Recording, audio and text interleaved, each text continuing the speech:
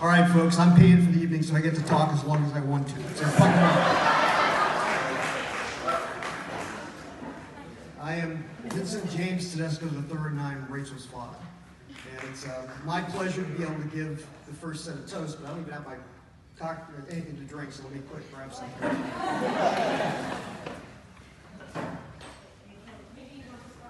No, I don't want scotch yet. This is not going to be a single toast. There will be multiple toasts, but first I have some things to say. First of all, I want to extend a heartfelt and tremendous welcome to all of you who have chosen to join us on this special day to two incredibly important people to us, Chaz and Rachel. I want to say that on behalf of Teresa and John Diggins and John and Kristen Carson and Leanne and I, we are humbled by the fact that so many of you have come to join us, and many of you have traveled from very great distances. As best I can tell, we have people from at least 17 states here tonight. The states of Alabama, California, the District of Columbia, not a state,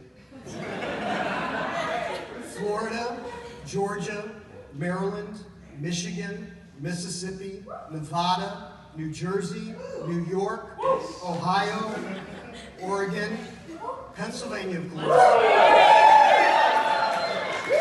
Texas, Virginia, and West Virginia. Did I miss? And South Carolina, so it's an even 18. We are humbled by the fact that you would travel this far to help us celebrate and consecrate the creation of a new family here today. We also have family and friends and, frankly, comrades who cannot be joining us tonight, who are here in spirit. And in particular, I'd like to recognize a couple people. Rachel's Opa, Homer Roberts, her grandfather. Chaz's Grammy KL, Grandpa Chook, and Uncle Tim. They're here in spirit if they're not here in body. And they join us in celebrating their life. So one of my favorite sayings, and my family probably gets sick and tired of hearing it, is God gives you a family, but you only get to pick one person. And the only relative you pick is the person you marry. And it's probably the single most important decision you make in your life. I was very lucky. I got picked by the right person and recognized it. And I have great faith that these two have made a very wise choice. Now, being a father of a bride was not something I grew up as a young man thinking about the opportunity to be. In fact, when Leanne and I started dating in prehistoric times, I told her from the beginning that I wanted to have a family and that it was very important to me that we have N+1 children. And that was as many daughters as it took to get me a son. Because I was young, male chauvinist, and stupid. And I felt the burden of being Vincent James Tedesco III and wanting to carry on the family name and the tradition of that name. Well, as he does so often, God teaches you lessons and blesses you in ways in which you don't understand. And he blessed us with one child, and he blessed us with a humdinger.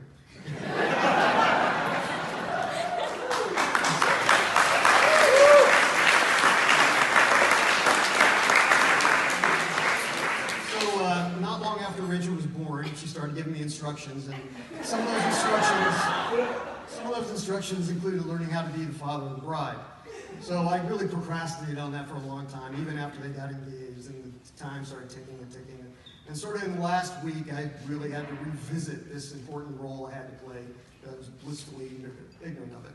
So like most men, I would imagine, and many women, the first thing I did is I went to YouTube and started watching videos of father of the bride speeches and toasts. So guys out there, if you have this role to play in the future and you want to make sure you feel inadequate from the get-go, start by watching some of those speeches and toasts. The other thing that I did, and this was a huge mistake, was I revisited the 1990s comedy with Steve Martin, Father of the Bride. And in fact, a week ago this very night, Leanne and I sat together in our house waiting for our couch to be delivered, which still hasn't been delivered, and we watched that movie. And I'm Italian, so bear with me, I'm fairly emotional about these things, particularly family. And I got about, how far, honey? 3/4 of the way through the movie, and I just bawled my eyes out. I haven't cried that much since, in 10 years, easily. Just thinking about what was going to happen tonight and the significance of it, quite frankly. So, I prepared for this role, and I'm going to do my best with it. The most, a critical thing that happened to me, critical to this night, was right after, when we learned we were having a daughter, and I had to wrap my head around that, and thanks to sonograms, I learned well in advance, I made the commitment to fundamentally change my male chauvinist pig attitude. And in that moment, when I first laid eyes on her, I decided I was going to be a feminist.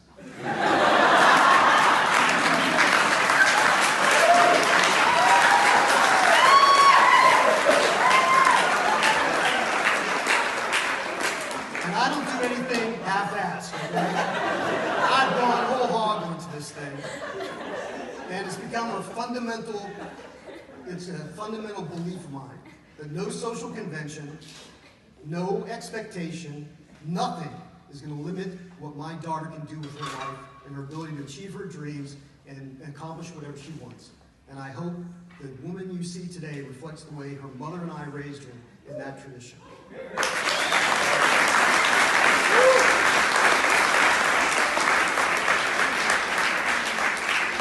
So because I am paying for the evening, I'm going to bore you with some wonderful things about my daughter that I love, our daughter that I love. And then I'm going to talk about jazz. I didn't mean it that way, but I like the way it turned out. Rachel, your mother and I are in awe of you. We are in awe of you. We are so proud of the fact that we've created this little human being and launched it out to the world, and it's so incredible. You are as anybody who knows her knows that Rachel is a force of nature. And she is small but powerful, is sort of her mantra, and she's fearless. And she comes to it because the women in our family share that quality on both sides. She's full of joy. God, we were out on, what was it, Wednesday night, we went to Cedar Street, what is it? We see the Spasmatics, and just watching Rachel reminded me, because I don't get to see it every day, how much joy there is in her and in her life, and particularly the joy of being with that man. And watching that again just made my heart happy. She also loves birthdays. From the beginning of her life, she loved birthdays, whether it was her birthday or anybody else's, and you saw evidence of that a moment ago when we celebrated Julian's birthday. And I'd be remiss if I didn't point out that there's another birthday in the family today. And unfortunately, little Christopher Brian Tedesco, my brother's son, is not able to be here and doesn't have his father with him because he's traveled to be here on this day with us. So happy birthday to Christopher.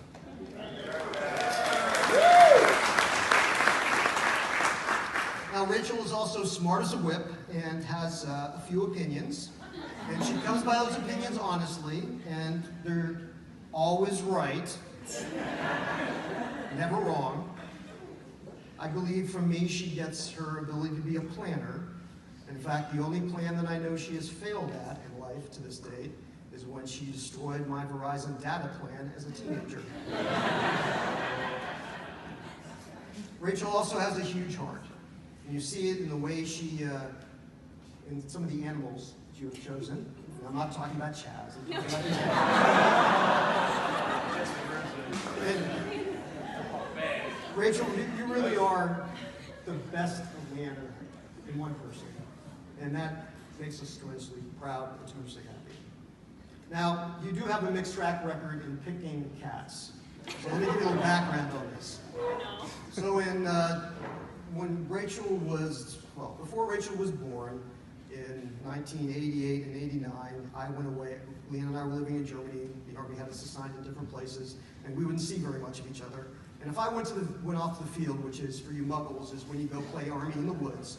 Okay, when I would go out to the field for months at a time, and I would come back and she would have a new cat. So we started off with 2 cats, and Rachel had no part in picking those cats, and come to think of it, one of them wasn't very good, so maybe you're responsible, Leanne, for this. So in 2005, I get sent to Germany, and from Germany to Iraq, and I leave the family behind in Peachtree City, Georgia. And one of the cats had died before I left, and then the second cat died again while I was doing Army things. And these two conspired, I believe is the correct legal term, to get two cats, new cats, from a shelter. And one of them was the most wonderful cat, which is a good choice. Okay. The other cat, not so much, but she's left this world and it's all okay. But what makes these cat choices very interesting is, when you think about having a pet, you think only of the good things. Well, somehow these two managed to pick two animals that had some kind of congenital mouth disease that ensured that I had to pay thousands of dollars to have somebody remove all their teeth. And of course, there was an 80% chance that this would fix the problem, and guess what percentage we fell in? So we were in the 20% of the cats that no amount of drugs or alcohol or anything else could fix. So then Rachel goes off on her own, and she's lonely in State College after she got a job, and she picks her first new cat, the lovely Lily, if you haven't met Lily.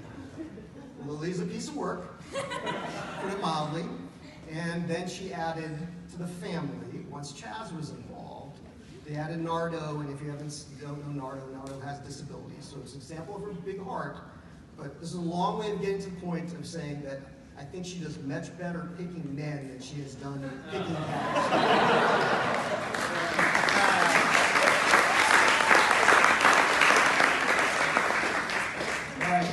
Enough about the daughter that I love.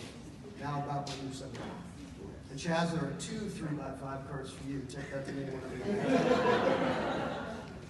So, obviously I come from a military family and a military background, and part of being in the military is having high standards and always seeking accountability for achieving or maintaining those standards.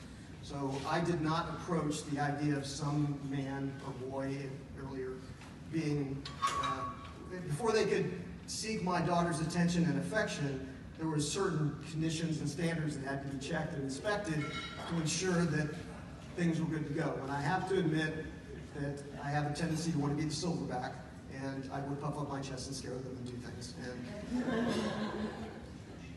that worked well for most of her life. But then Chaz came along, and they met on the first night, I came here to help you move in, and the night I flew back to DC, they went to a party, and the rest is history. So I heard about Chaz before I met Chaz, and of course, oh, he's so wonderful, wow. And as a father, you're saying, yeah, right, okay, I know. I have higher standards he must achieve. So we checked Chaz out pretty thoroughly. And in fact, as Chaz will attest, as you will both attest, in 2016, in December, we hosted an event. Oh, gosh. The event was technically called the Chaz Warming. And the Chaz Warming was sort of the equivalent of a oral comprehensive examination for a PhD. It involved alcohol, feats of skill, questions, games, and the like. And it was executed by the group at this table that I'm sitting at,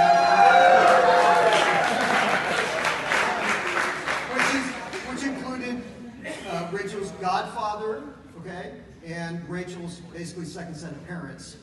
And so we brought him in and very cleverly had prepared pages. We had whole bunches of questions. And Chaz, when I knew Chaz was the right guy, it was the way he took the abuse, took the harassment, because it was clear to me he did that because she was important to him. So he did well the Chaz Warming, but he did have some unanswered questions that he was supposed to get back to us with. Some of them may or may not have been related to the armaments on an M181 Abrams tank, or its characteristics. But Chaz has the rest of the night to deliver the answers to those questions. And as long as that happens, the marriage is legal and they can proceed.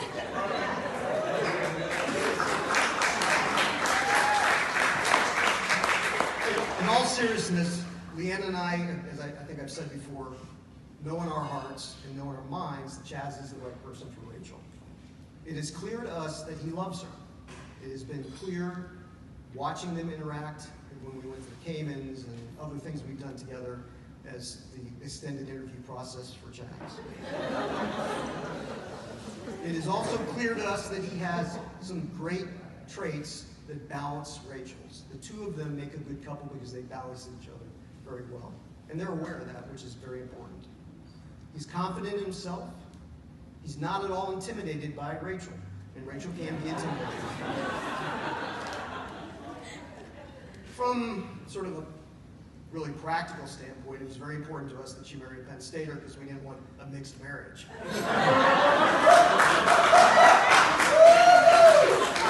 And we can frank with you, we were a little concerned when she graduated and someone will not be named later left the picture. And we were kind of concerned that she wasn't getting enough dating action while she was working at Penn State.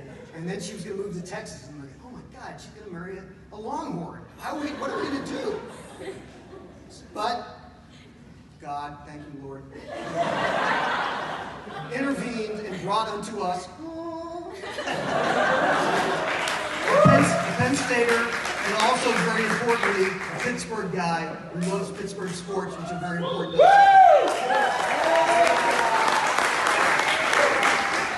Chaz, you could have many, many faults, and that would cover you.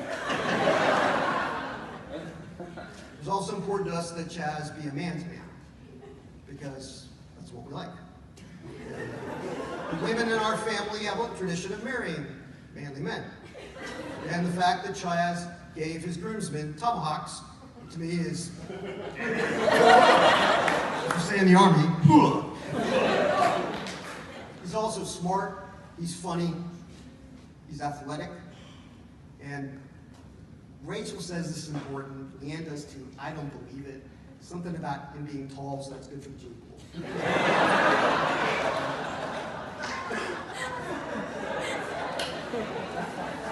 Now, there have been some rough spots in the Chaz evaluation process. The principal stumbling block has been his reluctance to take our name as opposed to and I have applied considerable pressure on that front, but have not produced the result I chose, but I did negotiate a step-down bargaining position that I think you all agree is a really good one. So what we have is I have a signed contract for him for N+1 daughters, and the children will be named, not necessarily in this order, Vincenzo, Matteo, Salvatore, and of course, Raquel Jr. So grab your glasses and ready for the first four toasts. The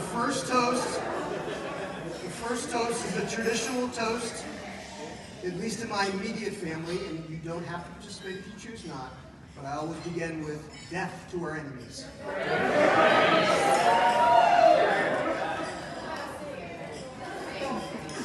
Second toast, I want Michael and John Halton to stand up. He's here. Where's John? He's right there. Stand up, John.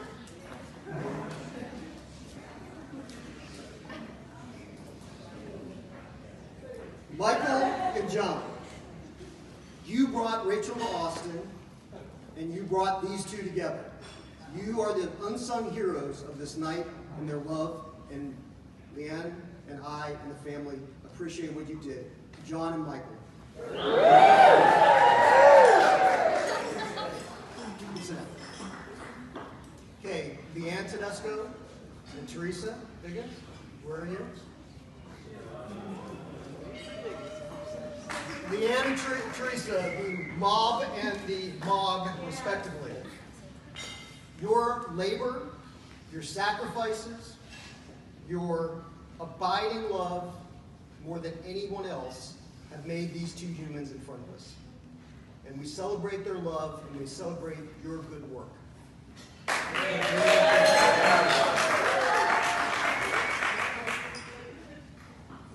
card says over. Last one is to Rachel and Chaz. May God bless you with abiding love, happiness, patience, and togetherness. Always remember that marriage is about we, not me. Commit yourselves to each other in happiness, to each other's happiness, and the rest will fall in place. I love you both.